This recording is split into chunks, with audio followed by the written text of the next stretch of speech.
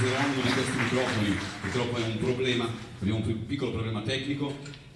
Buonasera a tutti, grazie dell'applauso in merito a questa magnifica Associazione Musicale Sant'Antonio, banda musicale Città di Quartu, che in occasione del 22esimo anniversario vi sta presentando Diamo Voce alla Musica. L'hanno già fatto presentandomi un brano dalla Carmina Burana.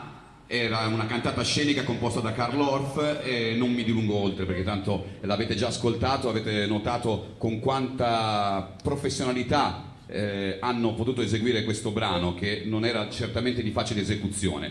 Però diamo voce alla musica perché? Perché solitamente la banda musicale è accostata un po' all'idea di manifestazioni prettamente religiose, prettamente folcloristiche. In realtà questa sera vedremo come una banda musicale può accompagnare con maestria, e la maestria la voglio sottolineare per i musicisti che la compongono, ma soprattutto per il loro direttore, il maestro Nicola Corrias.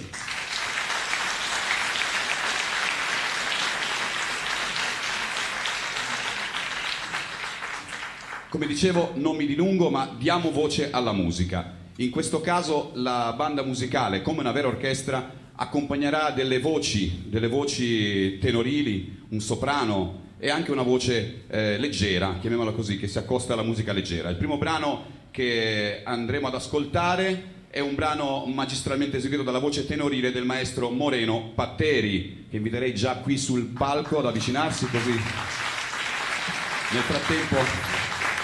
Maestro.